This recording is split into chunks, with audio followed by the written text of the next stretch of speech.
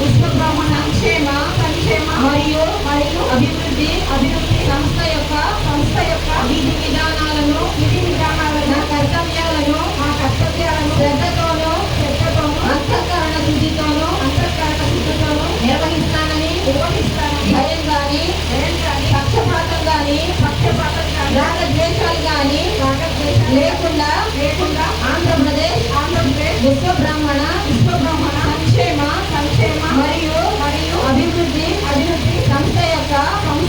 మార్గదర్శకాల ప్రకారం ప్రభుత్వ విధి విధానాలను అమలు చేస్తానని దైవ సాక్షిగా ప్రమాణం చేస్తున్నాను.